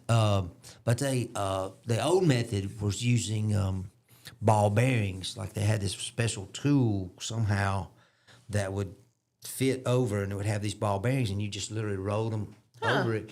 And imagine, a dent puts a little mark on the metal, right, and pushes it down. Yeah. So how are you going to lift it up? Well, you got these ball bearings, and just roll it over, and it slowly pulls the metal back together. I always thought they just used little plungers. No, it's that's what they do sometimes when they have like you hit something and you got a significant dent. But I'm Yeah. talking about these little round, There's not different size plungers they raindrops. use. I don't know. I've Tiny never. little ones. You know? Well, they do, but again, imagine having 300 of those or 100 of them on your hood when you can use this tool you can roll your whole hood and eventually it'll get it. Now they don't hardly do that anymore because they got a different method now. They use dry ice. Oh. And the change in temperature because it's really cold. They call it dry ice, but it's like burning. Yeah, It'll burn it'll your give you hand. like if you touch frostbite. it. Exactly, instant. That's right. Huh. But exactly. But anyway, something like that, it changes the temperature of the metal, and then they can tap it and flatten it out. And a lot of times they don't even break the paint. Of course, now in your car's case, you got to have the paint. Poor pal. Half Her of name's it's gone. Phoebe. That's right. Do you name your car? I do. My truck is Ronnie Oh, Ram. that's right. Ronnie Ram. I used to have Donnie Dodge back in the day. I haven't named my new car. Every I've had Dodge it I had, I since- called it Donnie. I don't know why. It was just tradition. There's some people Which that I've had several. when their dogs pass away, they get another dog and name it the same name. I can't get with that. I don't think I would go with can't. that. That would be just a little bit over the line for me, I've not named my new car, my Ford. I've had it since October. She's still nameless. Or he, I don't know. I'll work on it. Yeah. See what I can come up with. So Well, I hope you don't I'm pretty have to good work at on that. it. It's been a pretty good car so far. Yeah. Well, I didn't mean that kind of work on. Work on the okay, name. okay. That's what I meant. Right. Well, we have a Yappy and Pappy segment, Peach Tea Tuesday, as we've been calling it. And we had someone write in. They said, my neighbor cuts his grass at 7 o'clock every Saturday morning, like he's training for the Lawnmower Olympics. Which I think are I've never this heard of summer, that, I think. Is it? Just kidding. That's definitely part of the Summer Olympics. There's no Lawnmower Olympics that I'm aware of. Well, apparently there is, because this guy's training for it. But he said, meanwhile, I'm trying to sleep at least until 9. I mean, it's Saturday morning. Yeah, who's sleeping until 9 anymore? I mean, if you do, you do you. I'm not judging. He said, what's the official acceptable time to start mowing the yard without becoming the neighborhood villain? Well, I think the official time. I mean, Signed this is codified Olympic by our sleeper. legislature. They can't do much else, but they can make up, rules for lawn work. Yeah. Just kidding. They haven't done that. Our governor is like a pro at a zero turn, apparently. Really? I've seen. You talking about Governor Ivy? Yeah. Have you seen her on a zero turn? I have not seen her. That takes some talent, driving a zero turn lawnmower. Yeah, I have not seen her. I personally think 7:15 is not that early. I mean, I remember my dad when I was growing up, he'd be outside cutting grass as soon as the sun came up Yeah. before Well, it got hot. I can recall a similar question being, in one of my things I read about somebody was using their blower. Oh gosh. At, very early. That's probably more irritating than a lawnmower. Yeah. In my I would in my think mind. so. And my hearing is probably so damaged now. I'm way beyond using headphones or earplugs or something. But you see these people and they're out there and they got their mask on and it's like they're riding and they barely can see where they're going because their face is covered and their ears are all covered. I just kind of get out there, no helmet, like riding a bicycle. No helmet for me.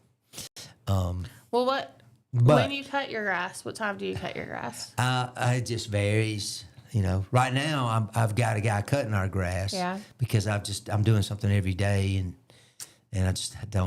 I have not had the time to do it. Yeah. And he does a really good job. I guess I can give him a plug, huh? Sure. Blue Sky, Carl Graham, Blue Sky. You need to call him. Carl's a really conscientious fellow, great guy, and got all the tools he needs to do all the work. I mean, it's like he needs to do this, so I'll go get the tool. Yeah. So he's got it. Yeah, I don't know. I think that, maybe 7:15 is early, depending on what time you go to bed, what time you work. But I feel like 7:15 is not that early to be cutting grass.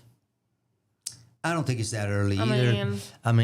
It's been a while, at least 25 years since I lived in a subdivision, and there is kind of an expected etiquette there that Yeah, I could see that. you respect the fact that your neighbor, maybe you're retired and you don't work every day, but your neighbor works, every day, and Saturday is his day off because Sunday's getting ready and he goes to church and, he's got things to do. But Yeah. Saturday's that one day that he might be able just to, and it's not just a he, it's women, of course, too. Yeah. might have just a chance here to relax there at the house a little bit, and I don't know what else. You know, forget maybe that there's an some- inside project they want to do, and Maybe so. Or maybe they just don't want to burn up. I mean, right now it's 7:30 and it's already 70 degrees outside. but you know that's I don't disdain subdivisions, okay, but when you get a I little bit of forget about land, subdivisions. you get a little bit of land, and your neighbor's not right on you. Yeah. It's not a big deal because I got neighbors all over. I got a guy that has there's a family that has a portable sawmill, and he when I see him, he's like, does that bother you? I know I run it all the time, and I'm like, man, I don't Only even at 2 in the morning. I don't even notice it. You know, it doesn't because it's 1,500 feet away from us. Yeah. You know, I mean, I do hear it when I step out. I'll hear it, but it's not like I'm going, man, I wish he'd cut that thing off. It just doesn't bother me that much. But Yeah. I get it. I forget Think about about a subdivision subdivisions. where the houses are 30 feet apart. Because I've never lived in a subdivision, so I forget about it. I feel like if the subdivision has quiet time and it's outside of the subdivision's quiet time or during their quiet time, then yes, be aggravated. But if not, so sorry for you. Yeah. Well, But that gives room for debate. Are you an early riser or a sleep lover? I'm a sleep lover who rises early every morning of the week. Do you go to sleep early? No, because you do your walks. I don't go real early. Yeah. By 6, if I can get 6 hours, I've had you a were saying good you go to night bed of at sleep. 6. No, 6 hours of sleep. Okay, So I dad would, like I hours. said, I love to sleep, but I don't get a lot of it. Yeah, No. that's why Dad you needed a hours. few donuts this morning. Dad hours. Is that what you were talking about? Your dad? Yeah, dad earlier, hours on getting out there Saturdays. early and getting his chores done so he can have the afternoon go play golf or whatever he Yeah. wants to do. Maybe his kids or grandkids have games that afternoon. You know, he's Right. got to get to. Probably do. Maybe he's got people coming over. You know, I don't know. Are you the neighbor with the loud mower and zero remorse? Hey, I didn't care what my neighbors thought. Is that what you mean? You're out there in your cut off blue jeans and tube socks, Well, I mean, you know, you got to protect looking your like Alan legs. Jackson on the Chattahoochee. Way down yonder. Way down yonder. That's where I live. Way down yonder. Okay. Do you think that edging your driveway makes it more acceptable to park in Yes. when you cut your own grass, not when Carl does it for you? That was not a blow at Well, you just say either. Slam. His nickname is Slam. Slam. Yeah, I don't know. Wow. Not Slim, but Slam. I don't know where it came from, but Maybe a wrestler. it's one of those things, you know, that happens, you know, He over may be an here. underground wrestler that you don't know about. He may be. He's a snake wrangler, I think. Oh, slamming him up. Can you imagine grabbing a snake and that black snake is biting you? He'd have to be if he cuts lawns. I mean, I know that he's come in contact with some snakes. Oh, me. I don't care that much about edging. I think it does make it look nicer, but Well, here's the thing. cares? You get an edger with a blade, and you do that once, Mm-hmm. then you just maintain it with your weed eater. yeah. And you really, if you can do it that way, I mean, don't I have an edger that is older than you. Really? I bought it from Sears Oh my God. when there was a Sears in Montgomery. Yeah. And I mean, it's been great, obviously. I've had it worked on 3 or 4 times, but still, it You have to have maintenance. works great. Yeah, that's right. Exactly. Yeah. Nothing's ever. Well, it did break one time, but it was. I took it to this fabricator, and he's like, "Oh, I can make one of that. I can make one of those." Huh. And he just fabricated it, and I've used it today. But Speaking of make one of those, I'm going to say this, then we got to go to break. I'm looking for someone with a 3D printer because I have a toy box that was mine when I was little, but one of the pieces is missing off of it. And I tried to buy it on eBay, and it's so expensive. So I need someone with a 3D printer to message me. I don't know anything about that part. I don't either. But hey, maybe. But if you have one, let Hey, me you know. put it out there. Somebody's gonna hear, You'll and know Brian. they'll know what Brian's to do. going to say he has one. He don't have one. Brian, leave me alone. All right. We're going to go to break. When we come out, we're going to have Amanda with us. Not Amanda. Who's Amanda? Miranda with Miranda. us. That's right. So, y'all stay tuned. You're tuning in Stay classy. to... That's right. Morning Mayhem with Mike and Taylor is 7:32. We'll be back after a word from these sponsors. Who is Amanda?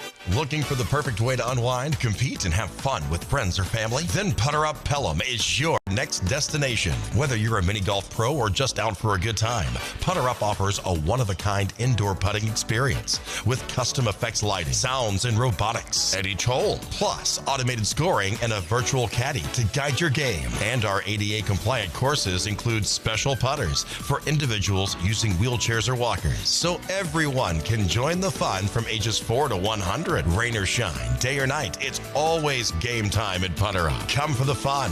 Stay for the challenge. Swing by Putter Up, where every stroke counts.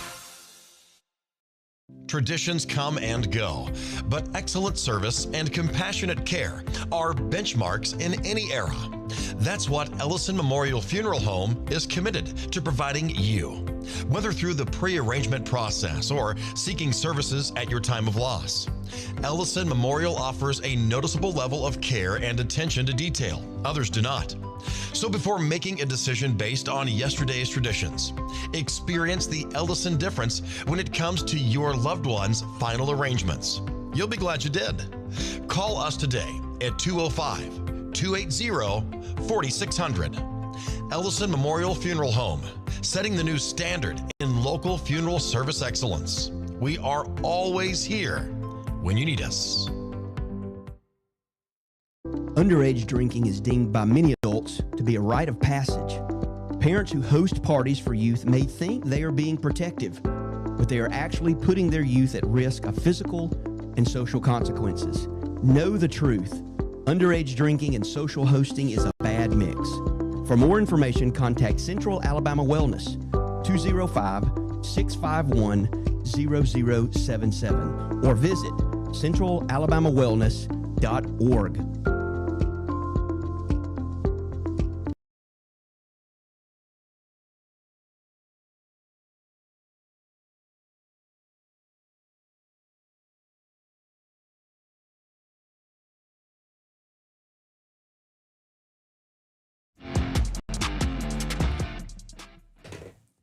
Hey y'all, welcome back to Morning Mayhem. You're tuning in with Mike and Taylor, and now we have Miranda with us. Good morning. Morning. Welcome. Yes. Glad to have you on. For those of you who don't know Miranda, she is a local Clanton girl with a big following on TikTok now, and you've just been sharing recipes and family and For the most part, that's all I share. You know, I do some videos that aren't cooking related, but mostly cooking. yeah. So tell us, how did you get started on TikTok? Or just social media in general? Because you're more than just on TikTok. Before I did it for content, I just had a personal page like everybody else, and I was scrolling one day and I actually saw a recipe for some dill pickle chicken tenders that looked so good. That sounds good. Yeah. I'm a fan of both of those. I said, I'm going to make that. And I decided to film it and post it. Well, it got a lot of attention. So then some other members of my family wanted to get in on that action. So I filmed them and posted it, and they just kept doing well. So it kind of went from there. So it just kind of snowballed. Have you always liked to cook, or? No. Really? In fact, you were going to ask me a question about something that people might not know about me, and it's that I used to hate to cook. I was the one that, brought the gas station chicken fingers at Easter, so I didn't have to cook nothing today. That's funny. But doing it for social media has actually the creative side of it, and putting the videos together, and then getting to meet all these people that I consider friends. You know, I don't necessarily consider them followers because I've just gotten to know so many of them. And just the whole thing has made it to where it's more enjoyable for me, for sure. Yeah. So really, just since you've kind of bloomed on TikTok is kind of how your cooking journey's bloomed. Right, yeah. And I've always cooked, you know, I've got to feed your family. Yeah. But I enjoy it more now, I guess, if that makes sense. Neat. Okay, so tell us I guess I'm not the best cook. I like to cook, but I'm not the best cook. So have you ever had any major fails cooking and had to replan a video or just go with it? No. Not really. So, not for social media anyways, or video related, but I guess my biggest kitchen fail was back when COVID first came around, and I had it but didn't know I had it. So Oh, I didn't no. know that I couldn't taste or smell anything. And I was making, somebody else in the family had COVID, so I was making some chicken and dumplings, trying to take care of them. And I taste my food as I go, make sure I don't need to add any seasoning. And so I was like, oh, this is bland. And I added salt to it and tasted it again. It was still too bland. I kept adding salt. Well, I served it to one of them, and they were like, it was not even edible. It was so salty. And that's when I found out that I had COVID. Yeah. Isn't that wild? I know when the COVID, when it first started, I realized I had it because I was refilling my essential oil diffusers at my house. Yeah. And I couldn't smell anything. I think it was like eucalyptus or something I was trying to put in there. And I was like, this smells like water. Like, it don't smell like anything. And then it clicked that I was like, oh my gosh. So I'm glad it's not something that affected everybody, Yeah. but that is funny. Okay, so I guess you didn't expect for your TikTok to grow the way that it did. No, not at all.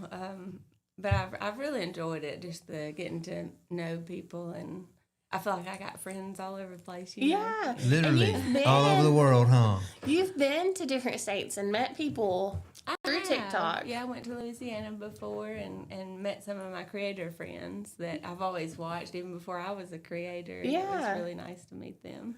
I know that's kind of how I feel like sitting here interviewing you, because like with chicken and dumplings, I'll be like Miranda chicken and dumplings or Miranda this recipe. Do you do the from scratch dumplings? I've done both. So do you do that Yes. or do you my mama's recipe? Well, and I never did until I saw y'all, like yours, because my mom uses, and I may be giving away like her secret recipe. She uses the tortillas, and she always has when we were growing up. So a lot I hadn't tried it. Yes, Yeah. and my husband, he did not like the tortilla recipe, but I don't like slimy dumplings. Yeah. So I do them really thin and just use the pizza cutter like you do, and I love them. It's changed it 100%. I like doing it from scratch like that, but hurry, at night after work or something, I'll use my mama's recipe. Yeah. With the canned biscuits and the canned chicken and everything's just dump it in and you got dinner in 15 minutes. Well, and I've done that too, but I smash them really, really Yeah. flat. That way they don't. Do you know, how does Raynette make them? Do you know? Don't. No. Sorry, You I just was know like- they're delicious. I was like, what do I? You just eat 'em. What I did want to. That's right. They're very good. I did want to ask you, Miranda, about getting started. As Taylor was asking you, did you like when you were in school, high school? Did you went here to Clanton or? I graduated, I went to Clanton, and then middle of the high school years, we moved down to Billingsley, and I just, Okay, my parents gave me a choice, but I didn't want to drive all the way back into I Clanton. can so understand changed. that. I So went you to finished at Billingsley, Billingsley. All right, very good. The reason I asked that is that my wife retired recently as a culinary arts instructor at Jemison, and I wondered, did you have someone back then that may have helped you? Provided some inspiration or something for Or you forced to do. you if you didn't yeah, like. well, yeah, forced you. That's another form of inspiration. I might be telling my age a little bit, but we didn't have social media. We barely had internet back then, so not really. Not that I can remember that. We Not don't for have this. home ec. Yeah, like at school. That's what I was really trying to ask. I was Yeah. trying to get her a little plug. As far as learning to cook, most of that came from my parents. Okay. Yeah, I grew up watching my mama cook. So I would say most of it came from my family. Did you have a big family? Did y'all have big family gatherings? Did you had to prepare a Yeah. lot of food? Yeah, I have two sisters, and of course, both of my parents can cook very good. But yeah, my mom stayed home with us. I had two older sisters, and so they didn't want nothing to do with me.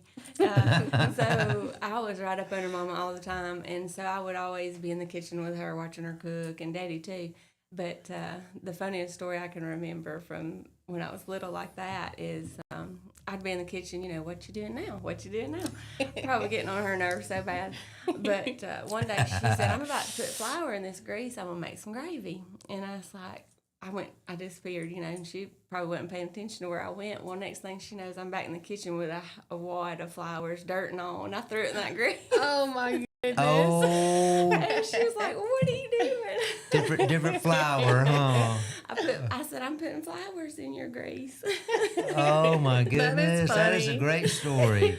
Oh, That's a I'll never forget it. lifetimer there, Well, isn't it? that Yep. probably didn't really help ingredient wise. But what is an ingredient that you think people overlook and underestimate? Bacon grease. There's some people don't even save it. I don't know. It's like liquid gold. You know, you got to keep your bacon grease. You can season all your vegetables, everything. Very Yeah. important to me. And you might as well keep it. I mean, you're paying for it anyway. That's right. Yeah. And I even sell it. You know, the bacon of it. by I know. itself. I've seen that. I did see that. What do you think? Do you think that you cook differently for videos than you do in real life? Or you think it's pretty much the same? No, it's about the same. Like I just whatever we're gonna eat that night, you know, I try to film it. I don't always, but I try to. If I'm in the kitchen, I try to film it because you know you can use anything for. Yeah, everything's content. People want to see it all. Yeah. Is there anything that you were kind of questionable about posting, but you posted it and it went viral and you weren't expecting it to? Any like one recipe or? Not just one recipe or one video stands out, but I would think that I've been most surprised by those videos where.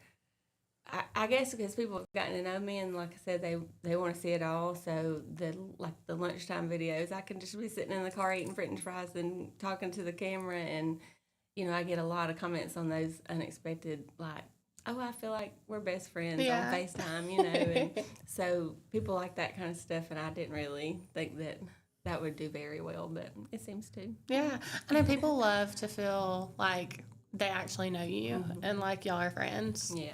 I know that's how I am. And if I listen to podcasts, I'm like, I want you to make me laugh. Like, I want to feel like I'm sitting in the room with you. Yeah. It just makes it so much better. So, what do you think is something that people would never guess about you? Probably the fact that I did not used to like to cook. Yeah, that's a good one, especially since that was basically what you're known for on TikTok. Yeah. And if TikTok disappeared tomorrow, because I know there's been some, not recently, but there's been a lot of scares of TikTok's going away on this date. What would you miss most from it? The people. And now, you know, I have these other platforms, and my Facebook does really well. In fact, better, I think, than sometimes my TikTok does as far as engagement goes. So I think that the people that have been with me from day one and been with me through a lot, that I would really, really just miss them if it went away. So hopefully they'd still find me somewhere else, but I would miss those people. Exactly. And do you think, this is kind of like rapid fire, but do you prefer using like air fryers on like quick cookers or, you know, traditional basic like ovens and take your time cooking? I use my air fryers a lot, and I love them, and it makes life easier. But I gotta say, I'm always gonna revert back to that cast iron for as much as I can. Really? Yeah. I have a couple of cast irons, and I try to use them. I don't know. I guess it's just the generation I am. It feels so much harder than just toss it in the air fryer. What is the key to using the iron skillet like that to make sure that, like you said, you don't avoid if you feel like you failed? Yeah. Because I know is it a temperature thing? It just distributes temperature so much evenly, and I think the biggest thing you should know about a cast iron is don't ever put it in the dishwasher. I don't even use soap on mine. I just rinse it out. We don't anymore. I've learned. You just got to know how to take care of them, but once you do, and once they become, you know, super non-stick, like you can cook anything with a cast iron. One of my favorite things to do in a cast iron is a steak. Really? Mm-hmm. Huh. Bet that sounds really good. It's very good. Yes, I bet. I love a good steak now, but they kind of intimidate me. I'm afraid to make one on my They own. used to intimidate me. Really cooking meat at all used to intimidate me. Yeah. But, I always overcook my meat, and I'll have my thermometer, and I'm like, there's so many little holes in everything I cook. It's ridiculous. I take the steak off before it gets to the temp I want. So I'm a medium rare girly. Yeah, so, you have to let it rest, right? 'cause it gets hotter as it rests. Yeah. How do you eat your steak, Mike?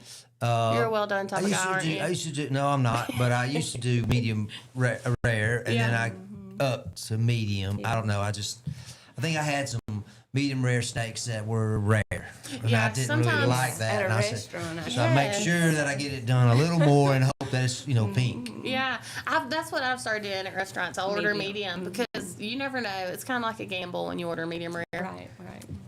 Taylor kind of asked you this question a minute ago about a fail, and I'm not really asking about a fail, but what have you found has been your most difficult thing to be able to prepare? Or are you just one of those folks that can take a recipe book and just doesn't matter what's in there, you're not intimidated by it? Well, I used to, before I started doing it a lot, gravy and homemade biscuits and things like that would be intimidating. And With the yard flowers and stuff? Yeah. But I do get a lot of comments, too, from people that, I just can't for the life of me make a homemade biscuit. They come out like hockey pucks and, it's, you just got to do it. You just got to keep doing it until it comes out right. Yeah. And the hockey puck thing is likely that they're over handling the dough, and so you just gotta keep trying. Yeah, But just fake it till you make it. Stuff like that, probably. And I don't like to bake a lot. If you follow me, you probably know that because I hardly ever bake anything other than biscuits and cornbread. But like all those desserts and stuff, I like to eat them. But when it comes to doing, and I think that's what people like about me too, is my recipes are always so easy. Mm-hmm. But when it comes to baking from scratch stuff and all these ingredients and measuring, and I don't like to measure things, so therefore I don't make a lot. Yeah. All right, how many, is it over 25 or under 25 cookbooks? I don't have any cookbooks. No cookbooks. Wow. Zero. People have been wanting me to do cookbooks for years, and I want to do a cookbook, but see, I work full-time still, and How many cookbooks do you own? I have a few. Okay. I don't really use them. Okay, well, there you For the go. core, I mean, that's But cool. I might reference. There's lots of ways to I guess I would say I use them for inspiration on what something you can cook, that so you don't get yourself in a rut. Mm-hmm. I also use ChatGPT for that. I try to get creative, so I'm not cooking the same things over and over. Yeah. But I don't very often follow a recipe. I like to make it my own. Well, I know we had someone in the comments mention your corn dip. So for recipes like that you're like known for, do you ever kind of tweak them and change them into something else, or do you stay pretty much the same? I'm one of those, if it ain't broke, don't fix it. Yeah. So with the corn dip, I have gone by, it was actually my ex-husband's original recipe, but it's so good and it's so easy to make. And so a lot of people online because that one went pretty viral. A lot of people have added different things, and some of them uses the ranch powder or this or that, but I usually stick to the original because it's just so good. Yeah, it's so funny because when it went viral, I was doing Walmart delivery. I do that sometimes.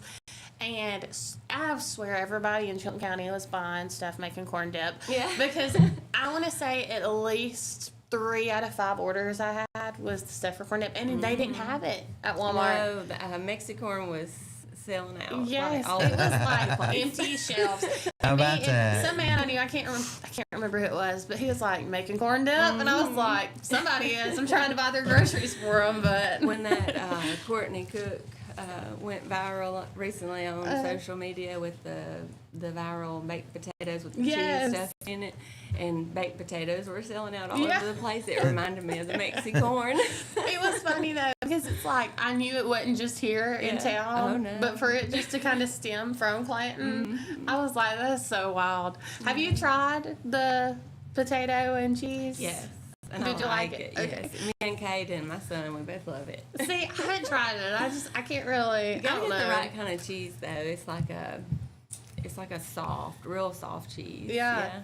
There's this lady on TikTok that she's talking about, and she took like a sweet potato, and it looked like a string cheese, but it's not. It's a different kind. And she stuffs it in there and eats the whole thing, She just skin and eats it. all. Yeah. Uh-huh. Yeah, and so that like went wild. Isn't she the one who Well, dips she eats all vegetables kinds of and weird things. Yeah, she does like the vegetables with cottage cheese and mustard. Oh no, that's somebody else. That's Okay. Tiffany. I think Tiffany Okay. Plate or something There's like some that. wild stuff on there. That sounds like it. Man, to tune in. So if you are having a long day at work, you come home, you want to make something, or I know a lot of times you'll just have like little girl dinners. But if Caden's home and you're having to cook for your family, what are you making? An easy, quick meal.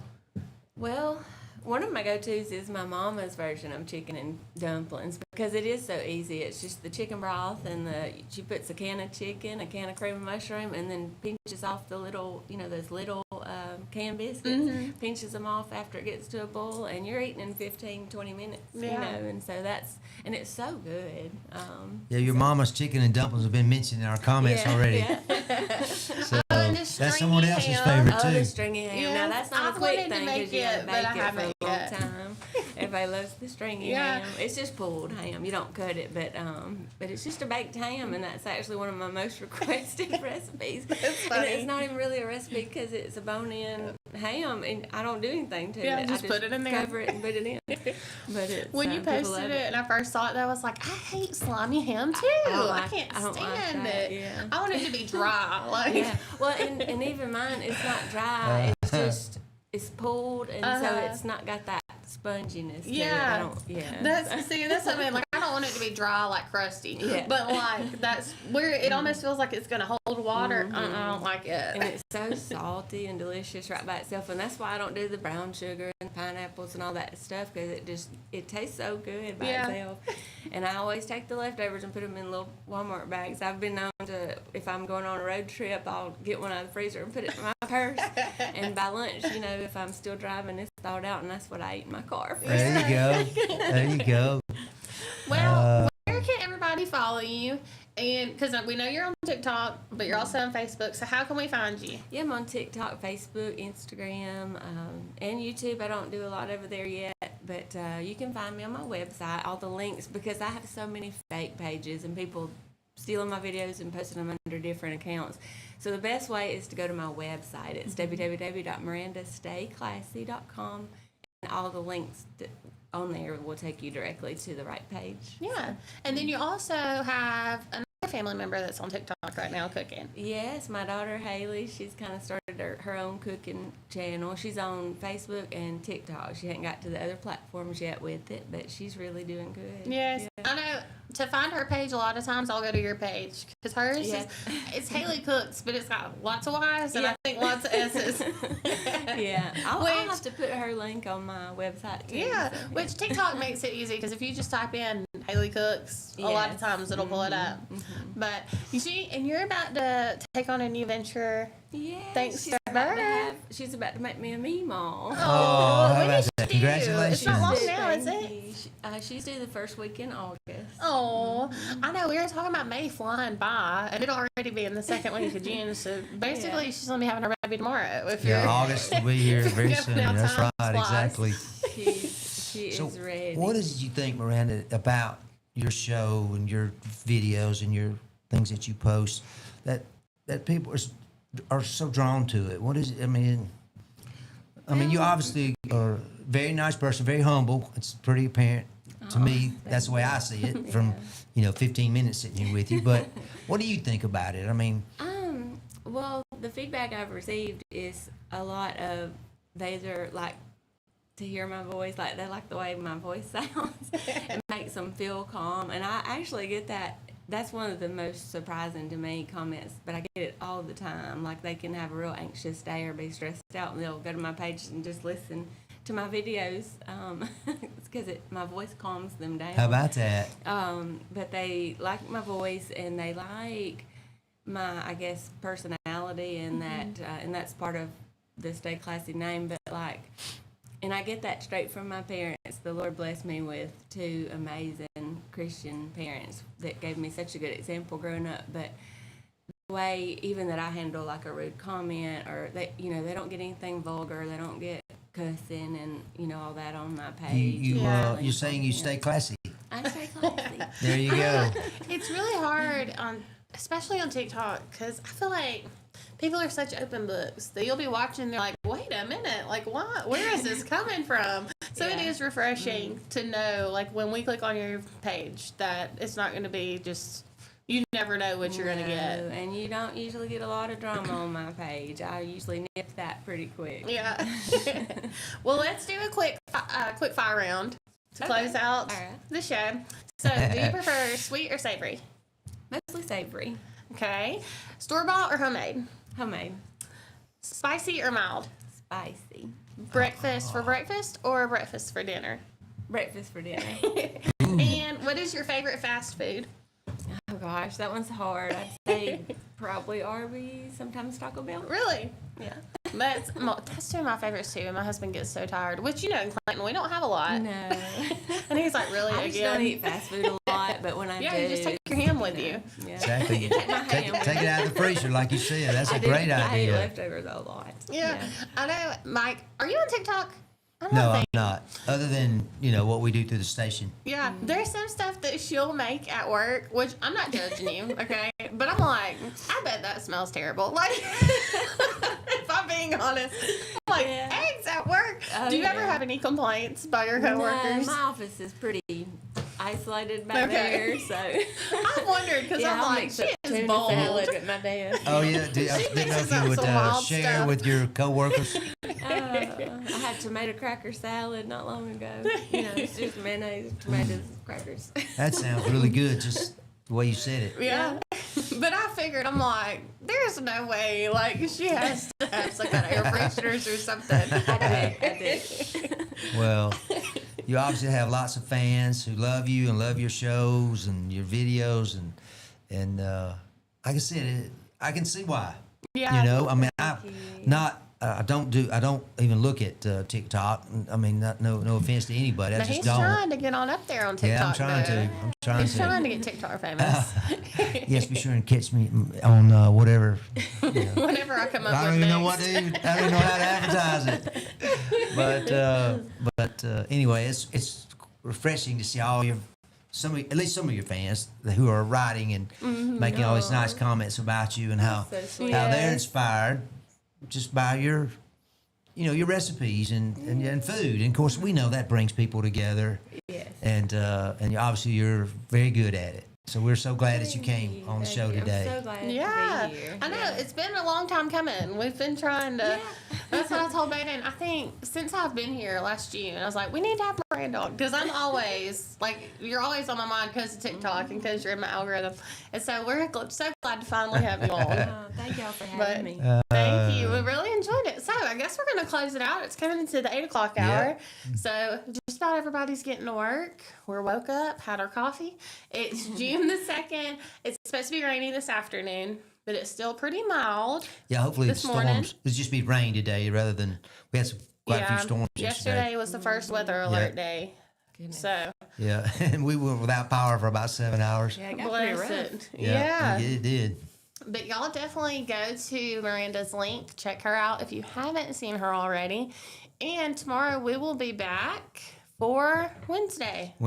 So, you gonna be here day. tomorrow? Yep. It'll be me and Mike. Planning on it. Lord willing, as they say. Yep. If the creeks don't rise. Well, that too. But y'all check back tomorrow. We'll be here from 6 to 8. You're tuned in to Morning Mayhem with Mike and Taylor and Miranda. We'll see y'all tomorrow. Bye.